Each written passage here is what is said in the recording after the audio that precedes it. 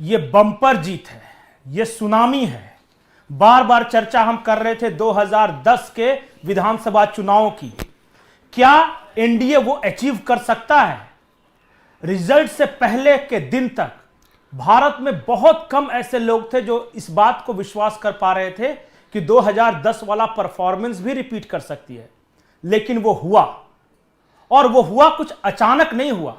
इसके पीछे बड़े विस्तार से एक प्लानिंग की गई थी, संगठन के स्तर पर, समाज के स्तर पर और नैरेटिव के स्तर पर।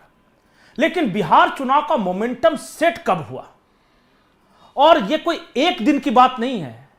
लोगों ने बिहार पे तब ध्यान देना शुरू किया जब चुनाव आने वाले थे। लेकिन शायद लोग भूल गए कि बिहार में एक साल पहले क्या हो रहा था।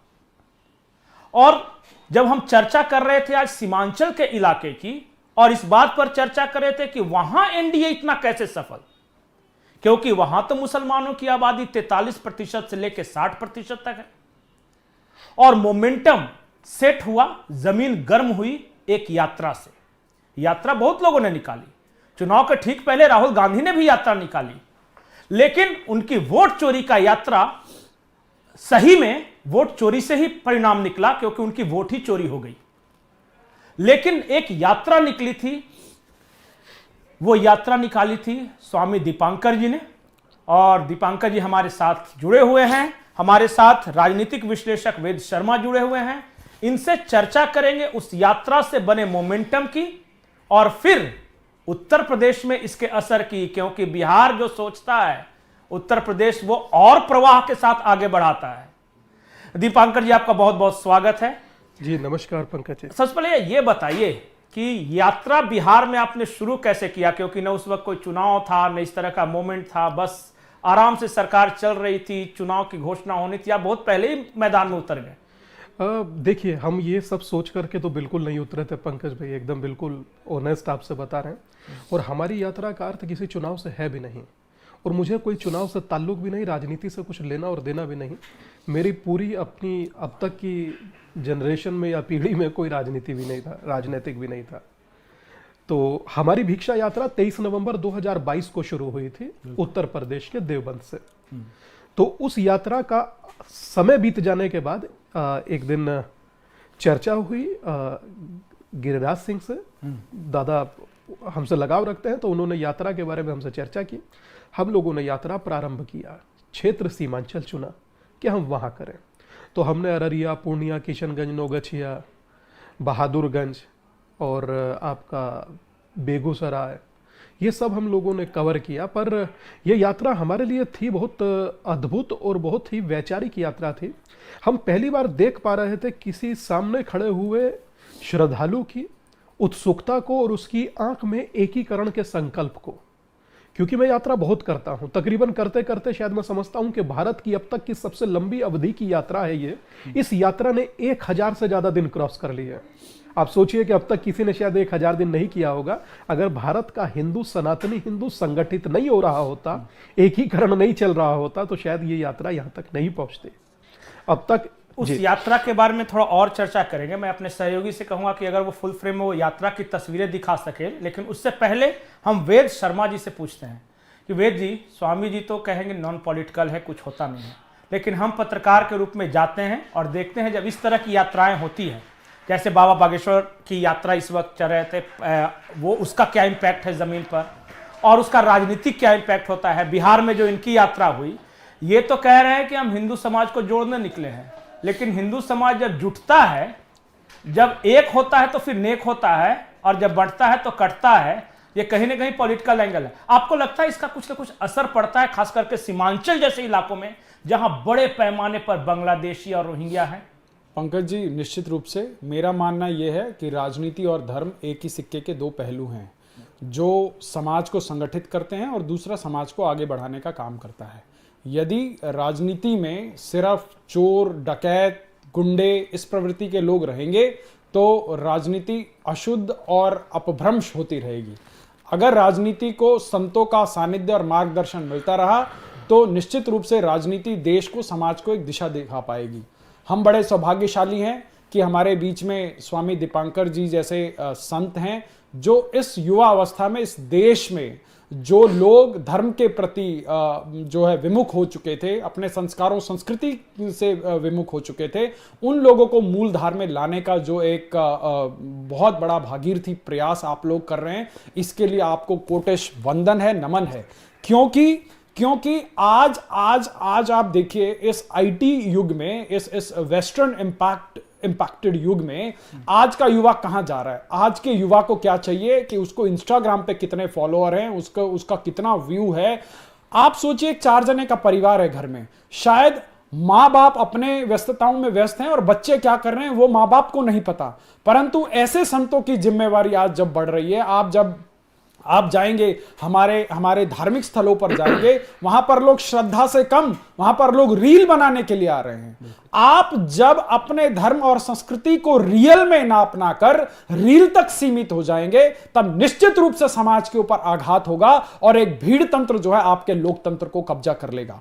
इसी संदर्भ में अभी मैंने बागेश्वर बाबा का एक इंटरव्यू देखा, जिसमें एक वरिष्ठ पत्रकार बड़े एम्फसाइज करके उनसे पूछती हैं कि जो है आप तो हिंदुत्व की बात करते हैं और देश में एक पार्टी ऐसी है जो हिंदुत्व की बात करती है, तो आपकी यात्राओं से उस पार्टी को अरे बाबा, आप मुझे एक बात बताइए, क्या इस देश में सिर्फ भाजपा के अंदर हिंदू है क्या? कांग्रेस के अंदर हिंदू नहीं है? आरजेडी के अंदर हिंदू नहीं है? अगर उन्होंने अपना धर्म परिवर्तन करवा लिया है तो वो ओपनली एक्सेप्ट करें कि भैया हमने जो है धर्म परिवर्तन करा लिया है।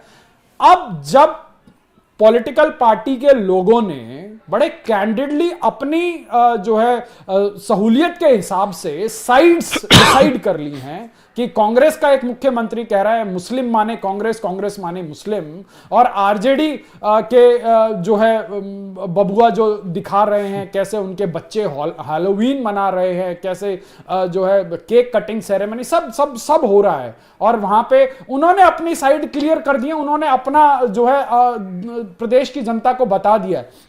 जब देश के अंदर एक पॉलिटिकल पार्टी अगर हिंदू धर्म की बात कर रही है तो इसमें क्या गुनाह है? 2014 से पहले इस देश के अंदर नेताओं में होड़ लगी रहती थी कि इफ्तारी लेने कौन जाएगा, इफ्तार की पार्टियां कौन अरेंज करेगा, कौन अरबी गमछा पहनेगा, कौन जालीदार टोपी पहनेगा। पर आज इस देश के अंदर परिवर्तन हुआ, और किसकी वजह से परिवर्तन हुआ? ऐसे युवा संतों की वजह से परिवर्तन हुआ है। आज देश के प्रधानमंत्री विदेश दौरे पर भी रहते हैं तो वो जो है 9 दिन का अपना व्रत पूरा करते हैं। अमेरिका का राष्ट्रपति टेबल पे था, वो तमाम व्यंजन परोस रहा था, और प्रधानमंत्री बोले कि मैं सिर्फ जल ग्रहण करूंगा, और उन्होंने अपना व्रत पूरा किया। उन्होंने पूरे विश्व के सामने डंके की चोट पे बताया कि जो मेरी आस्था है, जो मेरा संस्कार है, वो मेरा अभिमान है और मैं उसको गौरव के साथ आगे बढ़ाऊंगा। तो देखिए, अगर किसी को लगता हो कि भैया भाजपा की प्रचंड बहुमत की सरकार है और रातों रात जो है ये हो जाएगा वो हो जाएगा, देखिए ऐसे नहीं होता। आज हम एक ऐसी वैश्विक स्थिति में हैं कि एक नहीं, दो नहीं, हजारों लोग, हजारों संस्थाएं हम लोगों को हमारे जो विकास की गति है उसको रोक देने के लिए तमाम प्रोपोगेंडा फैला रहे हैं। अमेरिका का राष्ट्रपति हमारे ऊपर जो है टैरिफ लगा दे रहा है। पर जब ऐसे युवा संत जो है जागरण के लिए निकलते हैं तो निश्चित रूप से उसमें सामाजिक परिवर्तन होता है। और ये जो नंबर आप 202 देख रहे हैं वो सिर्फ ये किसी जाति का नहीं है। ये पहली बार बिहार की धरती पर हुआ है कि हिंदू पोलराइजेशन हुआ। आप सीमांचल का उठाकर देखिए। बिल्कुल बिल्कुल। और मैं जब सीमांचल में घूम रहा था तो वो जाति बंधन तोड़ो, एक रहेंगे तो नेक रहेंगे, बटेंगे तो कटेंगे, ये सब नारे वहां के लोगों की जुबान पे थे। अगर आपको फायदा उठाने तो आप भी शरीक हो जाओ, किसी ने मना तो किया नहीं है। अगर भारतीय जनता पार्टी इस तरह के सामाजिक आंदोलनों से फायदा उठा रही है तो आप भी उस आंदोलन में शामिल हो जाओ ना। अगर मान लिया कि भारतीय जनता पार्टी को लाभ मिला अयोध्या का, तो आप श्री कृष्ण जन्मस्थान का आंदोलन शुरू कर दो। किसने रोका है हिंदू वोट बैंक का फायदा उठाने से? स्वामी जी, जब आपसे बात हो रही थी ये सब, तो आप, मुझे पता है कि राजनीति से इतर बात करेंगे, लेकिन आप कुछ कहानियां बता रहे थे इस यात्रा के दौरान। वो बिंदी वाली कहानी मैं चाहता हूं कि दर्शकों को भी एक बार सुना दे कि वहां हुआ क्या था। और प्रदीप जी वाली भी, प्रदीप सिंह जो है वो अररिया के सांसद हैं, वो दोनों, मुझे लगता है दर्शकों को वो कहानी सुननी चाहिए। पंकज बाबू, 2 चीज है। कहानी वो कहना थोड़ा अन्याय होगा, वो सच में वेदना है, वो दुख है किसी भी व्यक्ति का, किसी भी महिला का। हम किशनगंज की बात थी, शायद हमने आपको वो वीडियो भी आपको प्रोवाइड कराया था, अगर वो वीडियो चला सके तो देख लीजिए। वो किशनगंज की बात थी। तो वहां पर हम लोग जब वक्तव्य दे रहे थे तो सामने इतने हजारों की तादाद में लोग थे, तो वहां हमने मिसिंग पाया, माताओं के माथे पर बिंदिया नहीं थे। मैं चाहता हूं कि आपका हर दर्शक सुने ये, क्योंकि किशनगंज, बहादुरगंज ये वो एरिया है जहां 20 या 30-70 का रेशो है। तो वहां एक महिला से हमने हिम्मत जुटाकर पूछा, हमने क्या माता माथे पर कोई बिंदिया बिंदिया नहीं लगाते क्यों? तो जो उत्तर था वो वाकई हमको, उसके बाद हम बोल नहीं पाए कुछ। वो उत्तर था कि अगर बिंदिया लगाएं तो बाबा पहचान लेता है, मतलब तो कि वो पहचान हो जाती है कि जिहादी आप पहचान हिंदू लेते हैं कि ये हिंदू महिला है। आप हिंदू हैं। तो ये मतलब शायद मेरे लिए कुछ कहने को बचा ही नहीं। फिर उसके बाद उस दिन और एक संकल्प लिए कि ये यात्रा खत्म नहीं होगी। आज भले इस यात्रा को 1000 दिन हो गए, 23 नवंबर को इसको 3 साल पूरे हो जाएं, कि मैंने यात्रा नहीं रोकूंगा चाहे जो हो जाए। और जितना आप मुझे डराइएगा या जितना आप थ्रेट कीजिएगा उतना ज्यादा यात्रा करूंगा, रुकूंगा और थकूंगा तो नहीं। और मुझे आज भी याद है, अमेरिका में राष्ट्रपति पद की उम्मीदवार हैं तुलसी गबार्ड रही हैं, वो कहती है गर्व से I am proud Hindu. Rishi Sunak आते हैं, अक्षरधाम दर्शन करते हैं, कहते हैं आई एम प्राउड हिंदू। श्रद्धेय स्वामी विवेकानंद जी उस समय में कहते हैं मुझे हिंदू होने पर गर्व है। सेक्युलर शब्द नहीं कहा उन्होंने, कहा हिंदू होने पर गर्व है। और भारत रत्न अटल जी कहते थे हिंदू तन मन, हिंदू जीवन, रग रग हिंदू मेरा परिचय। और मैं कहता हूं जिसमें तमाम नदियां आकर गिरे वो सिंधु हैं हम, हमें गर्व है खुद पर दादा कि हिंदू हैं हम। तो हिंदू मेरी पहचान है, मेरा अस्तित्व है, मेरा व्यक्तित्व है। और हिंदू मात्र होना मेरी पहचान नहीं, हिंदुत्व मेरी सांसों में बहता है। मैं कैसे उसे रोक दूं? आप सोचिए कि क्रिश्चियन के यहां जन्मा बच्चा क्रिश्चियन होता है, मुसलमान के यहां जन्मा बच्चा मुस्लिम होता है, हिंदू के यहां जन्मा बच्चा या तो त्यागी होता था, वर्मा होता था, शर्मा होता था, जुलाहा होता था, लोहार होता था, प्रजापति होता था, कुशवाहा होता था, सैनी होता था, वर्मा, शर्मा, ब्राह्मण, यादव, त्यागी, ठाकुर होता था। मगर याद रखिए हिंदू के घर जन्मा बच्चा भी हिंदू है। मैं उसी स्वाभिमान को जगाने की कोशिश कर रहा हूं। और अब तक 1,10,00,000 लोगों ने एकीकरण का संकल्प लिया है। और याद रखिए पंकज भाई, पिक्चर अभी बाकी है। बिल्कुल। वेद जी, जब अमेरिका का राष्ट्रपति ट्रंप ये कहता है कि हम नाइजीरिया के ईसाइयों के लिए बेचैन हैं, जब किसी मुस्लिम राष्ट्र का, खैर पाकिस्तान की ही बात करें, वो कहता है कि हम मुस्लिम उम्मा बनाएंगे, तब कोई सवाल नहीं उठाता। लेकिन इस देश में अगर कोई व्यक्ति ये कह दे कि हम हिंदुओं को जोड़ने निकले हैं, तो उसको सिक्योरिटी की जरूरत पड़ती है। देखिए, इस देश में पॉलिटिकल कोर्स करेक्शन की बहुत आवश्यकता थी, और जो भगवान की दया से और इस देश के लोगों के विवेक से 2014 में हुआ और उसके बाद से अनवरत हो रहा है। और मैं पुनः इस बात को कहूँगा कि ये कोई रातों रात होने वाला कोई ऐसा चमत्कारिक परिवर्तन नहीं है, क्योंकि आपने डायलॉग सुना होगा, सरकार तुम्हारी है तो क्या हुआ, सिस्टम हमारा है। बिल्कुल। देखिए, एक राजनेता या एक सरकार, आप यदि किसी को सांसद बनाते हैं तो वो 5 वर्ष के लिए होता है, परंतु सिस्टम में बैठा हुआ व्यक्ति 60 साल में जाकर रिटायर होता है।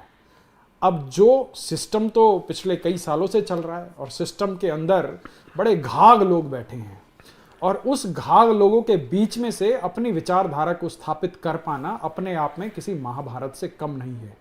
और जो आज प्रधानमंत्री नरेंद्र मोदी जी के नेतृत्व में देश आगे बढ़ रहा है, वो शुरू के 5 साल बड़े चैलेंजिंग रहे।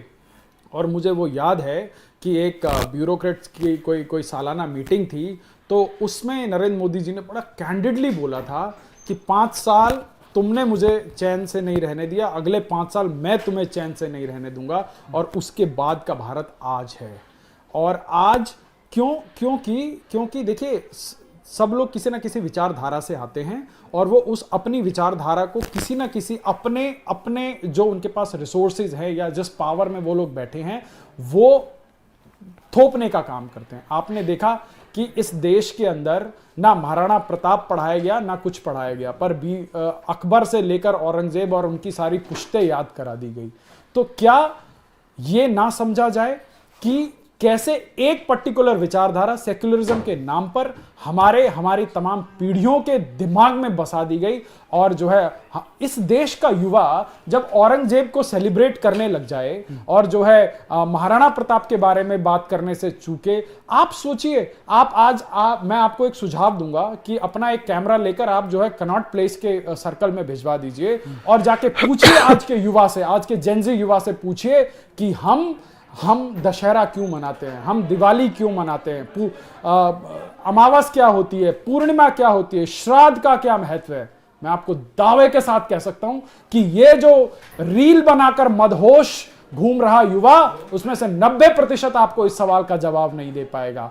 तो इसी दर्द को समझते हुए, इसी दर्द को, इस वैक्यूम को जो इस समाज के अंदर एक एथिस्ट विचारधारा के लोग जो बढ़ गए हैं, उस दर्द को समझते हुए जो महाराज श्री ने एक संकल्प किया है कि देश के अंदर जागरण बहुत आवश्यकता है। आप यूपी में चले जाएंगे, यादव सुप्रीमेसी अलग चल रही है, ब्राह्मण सुप्रीमेसी अलग चल रही है, वैश्य सुप्रीमेसी। अरे बाबा, कब तक आप अपनी छोटी छोटी दुकानें चलाकर जो है आप टुकड़ों में बटे रहेंगे। आप सोचिए, क्या फिरके दूसरी तरफ नहीं है, अहमदिया नहीं है, बरेलवी नहीं है, आप उनके अगर आप फ्रैक्शन उठाने लग जाएंगे तो 3 दर्जन से ऊपर फ्रैक्शन मिलेंगे। परंतु जब चुनाव आता है, जब राजनीति की बात आती है, जब सत्ता से और सरकार से लड़ने की बात आती है, जब हक लेने की बात आती है, तो आप देखेंगे कि उनके अंदर कैसा एकीकरण हो जाता है। और तो और इससे भी इतर हमारे हिंदू समाज के अंदर दलित परिवारों को हिंदू से अलग दिखाने का दुष्प्रयास पिछले कई दशकों से चल रहा है। और कई राजनीतिक विश्लेषक तो यह कहते हैं कि जो है अल्पसंख्यक और दलितों को मिला दिया जाए तो जो है हम जो है यहां इस देश की राजनीति पर हावी हो जाएंगे। पर जब उस दलित को प्रताड़ित किया जाता है एक संप्रदाय विशेष के द्वारा, तो जो लोग पीडीए के नारे लगाते हैं वो कहते हैं इनको छोड़िए, किसी और मुद्दे पे बात कीजिए। ये मैं आपको बहुत ताजा उदाहरण बता रहा हूं। जो लोग अपने आप को पीडीए का बहुत बड़ा रहनुमा कहते हैं कि जब शोषित पीड़ित दलित है और शोषण करने वाला एक संप्रदाय विशेष का व्यक्ति है, तो वो चट से अपनी सहूलियत के हिसाब से, ताकि उनका वोट बैंक नाराज ना हो जाए, जब उनकी स्वयं की बीवी के ऊपर जो है एक मौलाना ने इतनी बड़ी बात कह दी तो वो उनके मुंह से जबान नहीं निकली। गंदी टिप्पणी थी किसी भी महिला के स्वाभिमान के ऊपर। आप सोचिए, भाजपा के सांसद उसके विरोध में प्रदर्शन कर रही थी, महिला सांसद, पर वो जिनके ऊपर टिप्पणी की गई है वो जो है उसको बहुत इजीली ले गई। और ये मेरे समाज का दुर्भाग्य है, ये इस देश के अंदर सो कॉल्ड सेकुलरिज्म का दुर्भाग्य है। तो ये जागरण जो जाति में बटे हुए जो सनातन हिंदू समाज है उसको एकीकरण करने का ये जो बीड़ा स्वामी जी महाराज ने उठाया है, मुझे लगता है कि ये एक इसके लिए बहुत बड़े एक कलेजे की आवश्यकता थी, बहुत बड़े प्रयास की आवश्यकता थी। और ये प्रयास जो प्रारंभ हुआ है, ये निश्चित रूप से भारतीय समाज के अंदर एक ऐतिहासिक परिवर्तन लेके आए। स्वामी जी, प्रदीप जी वाली स्टोरी रह गई थी वो घटना, और लेकिन एक चीज और है, वेद जी की बात को मैं आगे बढ़ा रहा हूं। मैं जिस इलाके से आता हूं वहां क्रिश्चियन मिशनरियों का बहुत बड़ा प्रकोप है। और वहाँ पे जब मैं एक आदिवासी परिवार के पास गया तो उसने एक बड़ी महत्वपूर्ण बात कही, मुझे लगता है पूरे देश को जाननी चाहिए। उसने कहा कि जब हम चर्च जाते हैं तो हमें बाइबल के बारे में बताया जाता है, हमें पता है कि क्या है बाइबल में, फादर बताते हैं। जब कोई मुसलमान जाता है मदरसे में तो उसे कुरान के बारे में बताया जाता है, लेकिन हम जब मंदिर में जाते हैं तो हम सिर्फ नारियल चढ़ा के चले आते हैं। हमें अपने वेद ग्रंथों की, अपने पुराणों की, अपने धर्म ग्रंथों के बारे में बताने वाला कोई है ही नहीं। तो हमें कैसे पता चलेगा कि उसमें क्या है? अपने प्रयास से अगर कोई सीखने की कोशिश करे तो वो अलग बात है, लेकिन कोई ऐसा इंस्टीट्यूशन, ऐसा कोई सिस्टम नहीं है जो इस देश के हिंदुओं के उनको धर्म ग्रंथों के बारे में बता सके। ये मुझे झारखंड के खूंटी जिले के एक आदिवासी ने बताया। पंकज जी, 2 चीज आपको कहूंगा और दोनों चीजें अत्यंत मार्मिक है। पहला, जो आपने कहा उसे लेकर कई पाठशालाएं, कई संस्कृत विद्यालयों में चल रही हैं और कई मंदिर में भी चल रही हैं। ऐसा नहीं है कि नहीं, हाँ अधिक की आवश्यकता है, आपका कहना आवश्यक है, आवश्यकतापूर्ण है, वो होना चाहिए। ये तो रही आपकी बात की उत्तर। अब प्रसाद मंदिर का खाते हुए दादा डर लगने लगा है। अब आपको यक्ष प्रश्न पर ला रहा हूं कि जब कोई व्यक्ति ये विचार करने लगे अगर एक बूंद चीज किसी एक गिलास पानी में डाल दिया जाए तो उसका क्या प्रभाव होगा, और आधा गिलास टैंकी में डाल दिया जाए तो उसका क्या प्रभाव होगा। मैं गुजरात की चर्चा कर रहा हूं, आपको समझ में आ रहा है, जो जहर मिलाने लाया था, बराबर है, आप समझ रहे हैं। तो कम से कम जो प्रसाद हो, उस प्रसाद के तौर पर अब लोगों को पुष्प देना शुरू कर देना चाहिए, नारियल देना शुरू कर देना चाहिए। मिठाई, हलवा इत्यादि अब इसका कहीं ना कहीं भय है, खतरा है, सोचकर समझकर करना होगा। अब एक बात कह रहा हूं, हो सकता है कड़वी लगे भाई साहब, मुझे कोई फर्क नहीं पड़ता। आपको कड़वी लगे, मीठी लगे, आज हिंदू संगठित हो रहा है, मुझे दिख रहा है, समझ में आता है, आपके देखने के नजरिए अलग हो सकते हैं, मगर अगर ये 1% संगठित नहीं होता तो भाई साहब आप यहां बैठकर पत्रकारिता नहीं कर पाइएगा, लिख लीजिए। नीचे बैठकर के लोग अपना जो ठेला फलका लगा रहे हैं नहीं लगा पाइएगा। मैं यात्रा कर रहा हूं, नहीं कर पाऊंगा। जितनी बुलंद आवाज में शर्मा जी बोल रहे हैं, नहीं बोल पाएंगे।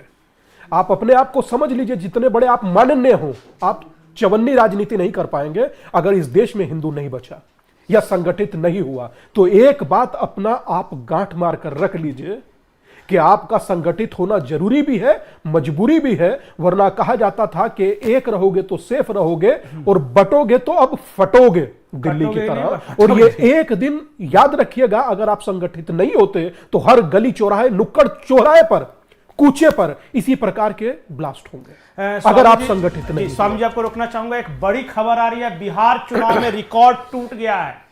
बिहार चुनाव में एनडीए की रिकॉर्ड तोड़ जीत हुई है। हम थोड़ी देर पहले 2010 की चर्चा कर रहे थे और एनएमएफ न्यूज ने भी सफलता के रिकॉर्ड तोड़े हैं। जितने भी चुनाव परिणाम हमने दिखाए हैं, सबसे ज्यादा व्यूज इसी चुनाव में आए हैं।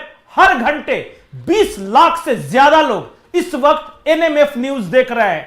यह किसी भी यूट्यूबर के इतिहास का सबसे बड़ा रिकॉर्ड है। 20 लाख लोग हर घंटे एनएमएफ देख रहे हैं लगातार। जिस वक्त मैं ये खबर बता रहा हूं, इस वक्त भी इस देश की 20 लाख आबादी अपने कंप्यूटर पे, अपने मोबाइल पे, अपने टेलीविजन स्क्रीन पे एनएमएफ देख रही है। यह है लोगों का भरोसा। और हम शुरू से लगातार एक बात पे फोकस करते रहे हैं कि पैशन और सत्यता, फैक्ट्स के साथ न्यूज मींस फैक्ट, यही है एनएमएफ। और इसीलिए लगातार एक तरफ एनडीए की रिकॉर्ड तोड़ जीत और दूसरी तरफ एनएमएफ का रिकॉर्ड तोड़ व्यूअरशिप। स्वामी जी, हम बात को आगे बढ़ाते हैं। खैर, हमारे जो दर्शकों का प्रसाद मिल रहा है वो तो हम ग्रहण कर ही रहे हैं और खुशी से ग्रहण कर रहे हैं, लेकिन प्रदीप जी वाली बात वो मेरे दिल को छू गई। आप जो यात्रा के बारे में बता रहे थे ना, अररिया, बिहार के अररिया के सांसद हैं प्रदीप सिंह, और स्वामी दीपंकर जी जब यात्रा में गए और वहां क्या कुछ हुआ, मुझे लगता है स्वामी जी आप ही बताइए। रात का समय था, हम लोग वहां पहुंचे थे अररिया में। तो रात ही में एक सभा हम लोगों का था जिसमें प्रदीप भाई साथ थे। वो यात्रा हम लोग कर जैसे ही वहां पहुंचे मंच पर, तो हमसे पहले प्रदीप भाई ने अपना वक्तव्य दिया, बाद में हमने दिया, दादा ने दिया, और यात्रा वहां पर उस समय संपन्न हुई। उसके बाद दिन की अगली यात्रा थी। नेक्स्ट डे पता लगा कि कई हजार लोग उनके घर पहुंच गए। बिल्कुल। अगर उनकी सुरक्षा नहीं होती तो एक के हाथ में शस्त्र था। तो आप इससे अंदाजा लगाइए, आज आपको भारत में यात्रा करने में इतनी चुनौतियां हैं, आप भविष्य में क्या कर पाइएगा?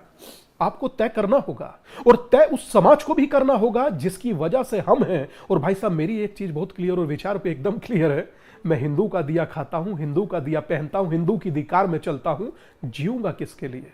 आपका संगठित होना इसलिए जरूरी है। और दूसरी सबसे महत्वपूर्ण बात, श्रीमद् भगवद गीता अध्याय नंबर 4 श्लोक नंबर 13 पन्ना नंबर 176 स्पष्ट कहता है, चातुर्वर्ण मया सृष्टम गुण कर्म विभाग्यशः। गुण और कर्म के आधार पर बांटा कृष्ण ने, जाति के आधार पर नहीं।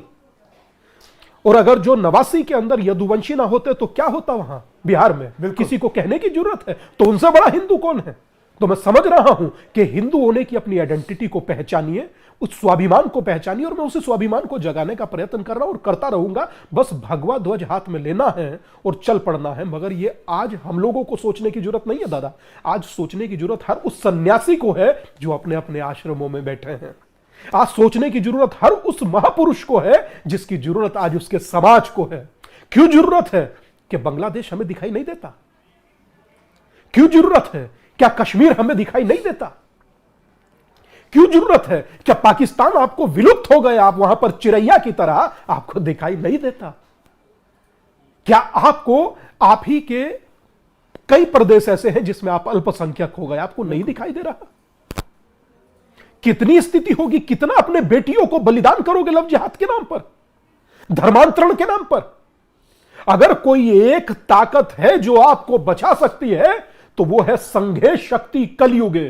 संघ की ही ताकत है, यूनाइट होने की ही ताकत है, संगठित होने की ताकत है, दूसरी कोई ताकत नहीं है। बांग्लादेश के कई ऐसे लोग हैं जो कभी कभी बात करते हैं, उन्होंने कहा कि महाराज जी पैसे की कोई कमी नहीं थी, मेरा दुकान, मेरा मकान, मेरे बच्चे।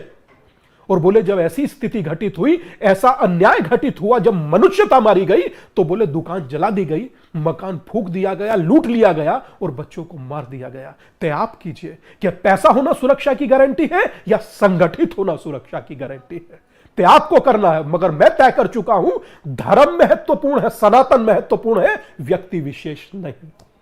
एक चीज और मैं बार बार एक चीज बोलता हूं कि जब लाहौर बंटवारे के 1 साल पहले तक लाहौर के सारे बड़े बिजनेसमैन हिंदू थे, और उस वक्त उनको जाके कोई बोलता कि कल तुम्हारा सब कुछ उजड़ जाएगा और तुम्हें जाके टेंटों में रहना पड़ेगा दिल्ली में, तो वो विश्वास नहीं करते। जो हिंसा हुई कश्मीर में, उसके 1 महीने पहले अगर वहां जाके कश्मीरी हिंदुओं से ये कहते, एक साजिश के तहत सिर्फ कश्मीरी पंडित बोला जाता है लेकिन वहां से हिंदू भगाए गए थे, कश्मीरी हिंदुओं को ये कहते कि तुम्हारे सेब के बागान, तुम्हारी हवेलियां लूट लेंगे, तो वो मानते नहीं। 3 दिनों पहले तक वो विश्वास नहीं करते, लेकिन ये हुआ।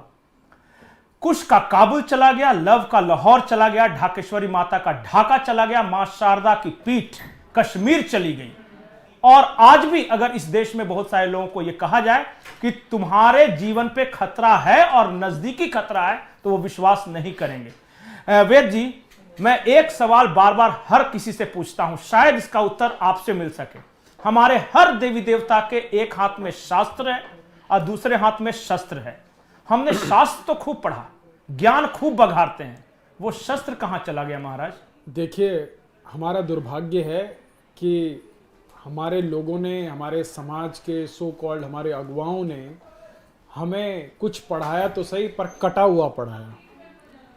हम आज तक सिर्फ ये पढ़ते रह गए कि अहिंसा परमो धर्म, उसके आगे वाली लाइन नहीं पढ़ाई।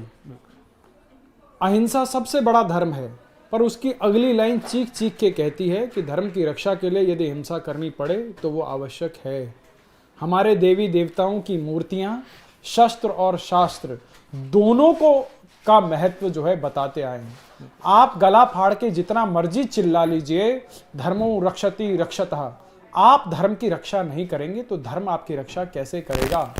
आज इस देश में मेरे धर्म का जो बेस है, मेरे धर्म के जो ईथोस हैं, वो तो सर्वे भवन्तु सुखिनः सर्वे सन्तु निरामय सर्वे भद्राणि पश्यन्तु मां कश्चित् दुःख भाग् भवेत्, हजारों साल से कह रहे हैं। कोई नई बात नहीं है। पर यह सद्भावना का जो सिंगल लाइन हाईवे है, यह कब तक चलेगा साहब? मुझको पढ़ाया कि कोई मुझे एक गाल पर थप्पड़ मारे तो मैं दूसरा गाल आगे कर दूं, साहब नहीं, मुझसे नहीं होगा। लेकिन गीता में तो भगवान श्री कृष्ण ने भी कहा है, उठो अर्जुन गांडी उठाओ। बिल्कुल, तो उस भगवान श्री कृष्ण आपको कर्मयोगी बनना सिखा रहे हैं। भगवान श्री कृष्ण कहते हैं, युद्ध के मैदान में जब अर्जुन कायरता को प्राप्त कर जाता है, कहता है कि इधर भी मेरे रिश्तेदार हैं, इधर भी मेरे रिश्तेदार हैं, मैं यदि इनके ऊपर जो है हथियार प्रयोग करूंगा तो मेरी बहनें जो है विधवा होंगी, तमाम माताएं जो है उनका सिंदूर पुज जाएगा। परंतु भगवान क्या कहते हैं कि हे अर्जुन, तू मेरे नाम का सुमिरन भी कर और युद्ध भी कर। बिल्कुल। तो भगवान के नाम का सुमिरन करते हुए अपने कर्तव्य को पूरा करना ही एक क्षत्रिय का धर्म है, और आज उसी धर्म को जानने और जगाने की आवश्यकता इस देश में है। अभी मैं आपको एक छोटा सा परिवर्तन बताता हूं। झारखंड के 25 वर्ष की जो है रजत जयंती मनाई जा रही है, और आपको जानकर बड़ा आनंद होगा, आश्चर्यचकित होगा कि वहां की सरकार आदरणीय प्रदीप मिश्रा जी को बुलाकर वहां पर जो है बहुत बड़ा जो है शिव जी का जो है पाठ करा रही है। आप सोचिए, जिस झारखंड की सरकार को या जो साहब है वहां के मुख्यमंत्री के परिवार को क्रिप्टो क्रिश्चियन कहा जाता था, आज वो राजनीतिक कंपल्शन के चलते उनको जो है वहां पर जो है धार्मिक आयोजन करने पड़ रहे हैं साहब। तो ये एकता का जो प्रभाव है, जब सनातन धर्मावलंबी एक होने शुरू हो गए, ये जो आज आप 202 का आंकड़ा देख रहे हैं, ये रातों रात नहीं हुआ। निश्चित रूप में आपने इसकी जड़ को पकड़ने का प्रयास किया है, वो ऐसे महापुरुषों की वजह से। आप सोचिए, बागेश्वर बाबा की कथा बिहार में होनी होती है और तत्कालीन सरकार के परिवार के लोग कहते हैं कि हम बागेश्वर बाबा को आने नहीं देंगे। आप याद कीजिए, और अगर उस सभा की मैं बात करूं तो कई करोड़ का तो साहब वहां नारियल बिक गया। जब हिंदू, एक अनुमान के मुताबिक कुल 10 लाख लोग वहां जुटे थे। बिल्कुल बिल्कुल सबसे बड़ी वो ये कथा हुई थी। देखिए, नौबतपुर के पास मैं एक चीज मानता हूं कि हम आज अपने समाज के एक स्वर्णिम काल में हैं कि ऐसे युवा संत हम लोगों को मिले हैं जो धर्म विमुख हुए युवाओं को मूलधार में उनकी जिम्मेवारी से जोड़ने का भागीरथी प्रयास कर रहे हैं। देखिए, जब समुद्र मंथन हुआ था तब अमृत की प्राप्ति हुई, तब आपको पता है जहर भी निकला, उसमें से हलाहल तो शिव ने धारण कर लिया। तो आज के समाज में ऐसे हलाहल को धारण करने वाले वो तमाम संत हमारे समाज में मौजूद हैं कि जो रोज जो है तमाम समाज के तमाम विपक्षी पार्टियों के नेता उनको ट्रोल करते हैं, उनके ऊपर अभद्र टिप्पणी करते हुए भी वो अपने जो है कर्तव्य परायणता के साथ जो है उस यात्रा को लेकर आगे बढ़ रहे हैं। और हमारी जिम्मेवारी बढ़ जाती है कि हम अपने समाज के लोगों को जागरूक करें, अपने धर्म और संस्कृति से जोड़ने का प्रयास करें। आप सोचिए, अमेरिका का राष्ट्रपति नाइजीरिया में होते हुए जो है क्रिश्चियनों की जिम्मेवारी समझकर वहां जो है हथियार उठाने और वहां बॉम्बिंग करने के लिए तैयार हो जाता है। और जब हम बांग्लादेश के जो है हिंदुओं की बात करते हैं, हम पाकिस्तान के ऑपरेस हिंदुओं की बात करते हैं, हम कहते हैं कि हम सीए के तहत उनको लेके आएंगे, तब इस देश के राजनीतिज्ञ लोग जो कहते तो हिंदू हैं, जो अपने आप को दिखाते तो हिंदू हैं, पर वो लोग इस देश के अंदर एक जहर बोने का काम करते हैं और वो कहते हैं कि इससे मुसलमानों की नागरिकता चली जाएगी। मैं उनसे पूछना चाहता हूं कि सीए और एनआरसी के तहत आज तक मुझे एक मुसलमान बता दीजिए जिसकी नागरिकता चली गई। स्वामी जी, आपकी एक बात मैं उस वक्त सोचा था कि मैं सवाल करूंगा। आपने भागलपुर हिंसा की बात की। बिहार में आमतौर पे एक नैरेटिव फैलाया जा रहा है कि वहां का जो यदुवंशी समाज है वो हिंदुओं से दूर होता जा रहा है या फिर वो अलग है और बाकी हिंदू एक तरफ है। मैं खुद बिहार में यात्रा करता हूं और मुझे यकीन है कि यादव समाज से बड़ा राष्ट्रवादी और सनातनी शायद ही कोई है। वो गंगा, गौ, तुलसी की पूजा करने वाले लोग हैं। और भागलपुर में आपने कहा कि हिंदुओं की रक्षा करने के लिए चाहे गोपाल पाठा हो बंगाल के या जो भी उस इलाके के लोग जानते हो कि यादव खड़ा होता है हर बार हिंदुओं को लीड करने के लिए। ये जानबूझकर नैरेटिव खड़ा किया जा रहा है कि एक ऐसी कौम जो हिंदुओं के लिए लाठी उठाकर खड़ी होती है उसको एक बार पहले काट देते हैं। मुझे लगता है कि प्रयास चाहे भले ही कितने कुछ कर लें या निम्न स्तर के कर लें, फर्क इसका कुछ नहीं पड़ेगा। क्योंकि मैंने जितना वॉच किया है कि कई लोगों को मैं जैसे फ्रिक्वेंटली देखता रहता हूं या उनके कमेंट्स पढ़ता रहता हूं, बाद में पता लगा वो बेसिक आईडी किसी और मजहब के व्यक्ति की थी, नाम बदल देते और वो नाम बदलकर उसमें लिखा था बिट्टू शर्मा। अब हम कहें हम शर्मा जी पगला गए हैं, कैसी बातें कर रहे हैं भाई, ये संभव नहीं है अगर इस तरीके का विचारधारा है तो। मगर बाद में पता लगा कि वो कहीं पाकिस्तान की कोई आईडी थी। हमने भी एक स्टोरी की थी, बहुत सारे जानबूझ के कुछ यादव सरनेम रख लेगा, कुछ अंबेडकरवादी अपना सरनेम रख लेगा, हिंदुओं को गाली देगा, और जब हमने तहकीकात की तो पता चला वो हैंडल पाकिस्तान से चल रहा है। तो मैं इस बात पर अब मैं आश्वस्त हूं कि भारत में रहने वाला हिंदू प्रत्येक, अच्छा क्या आप सब एक चीज बोल देते हैं कि इसको लाभ होगा, इसका लाभ होगा, क्या कौन सी देश की ऐसी पार्टी है जिसमें हिंदू नहीं है?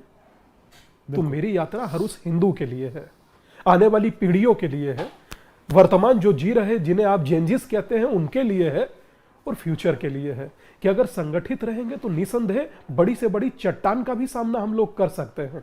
और अगर हम बटे हुए हैं तो देख नहीं रहे आप परिस्थितियां कैसी होती जा रही हैं। क्या श्रद्धा के 35 टुकड़ों के लिए आपके पास कोई उत्तर है? शायद नहीं होगा। साक्षी के लिए कोई उत्तर है? नहीं होगा। कैसे हो सकता है उत्तर? तो मैं समझता हूं अपने लिए नहीं तो आने वाली पीढ़ियों पर तरस खाइए। एक होना आपके लिए जरूरी भी है और मजबूरी भी है। तो मैं समझता हूं कि इससे बढ़कर वर्तमान में आप भारत के लिए कुछ नहीं कर सकते अगर आप संगठित हैं, और आपको संगठित दादा होना ही होगा अपने लिए। आगे की योजना, चलिए बिहार की यात्रा कर ली, उत्तर प्रदेश में पश्चिम को आपने कवर कर लिया, ये कारवां रुक जाने वाला है या फिर कोई और भी कुछ कहीं जाने वाला है? ना पंकज भाई, यात्रा तो रुकने का मतलब नहीं बनता, ये रुकना तो मतलब नहीं बनता। एक हालांकि हम चलचित्र गृह नहीं देखते, हम कोई सिनेमा नहीं देखते, मगर एक भाई साथ में है तो वो अभी कहता है बार बार, बोले पिक्चर अभी बाकी है। तो रुकने जैसा तो कुछ नहीं है, मुझे लगता है कि चलना चाहिए। मुझे आज भी वो शब्द याद है, कौन सा था कि रघुपति राघव राजा राम, पतित पावन सीताराम, सुंदर विग्रह मेगा श्याम, सुंदर विग्रह मेगा श्याम, गंगा तुलसी शालिग्राम, भद्रगिरीश्वर सीताराम, जगत पंत जनप्रिय सीताराम। तो मैं उसी लक्ष्मणाचार्य के गाए हुए भजन को गाता हूं। मेरे आज तक भी मैं सेक्युलर गा नहीं पाया और मुझे रोचक लगता है, अभी भाई साहब कह रहे थे कि ये सेक्युलर होने का, आप सोचिए सेक्युलर का हिंदी में अर्थ क्या है? धर्मनिरपेक्ष। यही आप मिस्टेक करते हैं, पंथ निरपेक्ष है, पर ये कहते सब धर्म निरपेक्ष है, यही मिस्टेक करते हैं। पंथ निरपेक्ष है और ये देश धर्म सापेक्ष है, धर्म निरपेक्ष नहीं हो सकता। आखिरी सवाल सुप्रीम कोर्ट ने कहा, लेट मी कंप्लीट दादा, इसीलिए सुप्रीम कोर्ट ने कहा कि यतो धर्म ततो जया, धर्म चक्र परिवर्तन आया। आप कैसे धर्म को अलग कर सकते हैं? धर्म, ये धर्म भीरू देश है, धर्म सापेक्ष देश है। जिस देश में कहते हैं नमस्कार राम राम, क्या हाल है भैया, अच्छा राम राम कैसा चल रहा है, रात अच्छा राम राम भाई कल मिलेंगे, और अंतिम विदाई हो तो राम नाम सत्य कहते हैं। उस देश में आप राम को अपमानित कर रहे हैं। भूल गया आपने सनातन को क्या कहा? जॉइंडिस, क्या कहा? कीड़ा मकोड़ा, डेंगू, एड्स, ये कहा गया है। मैं समझता हूं कि अगर कहीं धर्म के बारे में गलत बोला जा रहा हो तो विरोध कर कर उठ जाना अच्छा है, उस सभा का हिस्सा नहीं होना चाहिए अगर वो हिंदू है तो। और अगर ऐसी स्थिति होगी हिंदुस्तान में तो मुझे लगता है हिंदू संगठित होगा और हिंदू को संगठित होना ही चाहिए। वेद जी, आखिरी सवाल जो अधूरा रह गया, क्या जानबूझकर उत्तर प्रदेश और बिहार के यदुवंशी समाज को जानबूझकर बाकी हिंदुओं से काटने की एक राजनीतिक साजिश हो रही है? क्योंकि जिस तरह का नैरेटिव बनाया जा रहा है, मैं जानता हूं ऐसे यदुवंशी समाज के लोगों को जो तन मन धन से सनातनी है, राष्ट्रवादी हैं, लेकिन एक इस तरह से पेंट किया जाता है कि ये जैसे कि अलग है कुछ। आपको लगता है कि ये जानबूझकर कुछ किया जा रहा है? क्योंकि जाति जनगणना कराओ तो भाषा के नाम पे झगड़ा कराओ, तो सिखों के बारे में ये कह दो विदेशी धरती पर जाकर कि इनको भारत में पगड़ी पहनने की इजाजत नहीं है। ये एक साजिश किया जा रहा है। आप सोचिए कितना दर्दनाक होगा जिसके परिवार की हिस्ट्री सिखों के गले में टायर डालकर जलाने की रही, जिन्होंने सिखों का, जिस पार्टी के लोगों ने सिखों का सबसे बड़ा जेनोसाइड कराया पूरे विश्व के सामने, वो सिखों का इतिहास चीख चीख कर बताता है। वो आदमी कितनी मासूमियत से बाहर जाकर दूसरे देश में जाकर कहता है कि जी हमारे यहाँ पे लोकतंत्र जो है खतरे में है और अमेरिका और ब्रिटेन जैसे देश जो है इस पे जो है हस्तक्षेप नहीं करे। आप सोचिए, चाणक्य का वो कथन मुझे याद आता है कि विदेशी महिला के कोख से पैदा हुआ संतान कभी भी राष्ट्रवादी नहीं होता, और उस संतान ने वो चाणक्य का कथन विदेशी धरती पर प्रमाणित कर दिया। और यदि किसी को अभी भी लगता है कि अपने नाम के पीछे खैरात में मिला हुआ गांधी लटकाने वाला व्यक्ति इस देश की उन्नति और प्रगति में 1% भी कंट्रीब्यूट कर सकता है, तो वो उसका सबसे बड़ा भ्रम है। और जो ये जातियों में बांटने के आप षड्यंत्र की बात कर रहे हैं, मैंने तो आपको इससे भी आगे जाके बताया कि दलित समाज को हिंदू से काटकर जो है कैसे संप्रदाय विशेष के साथ जोड़कर जो है लोग एक दिवा स्वप्न बनाए घूम रहे थे। आप सोचिए, आप उस रामायण, आप रामायण को देखिए जहां पर एक शबरी जो अपने झूठे बेर खिलाकर उस प्रभु को रिझाती है।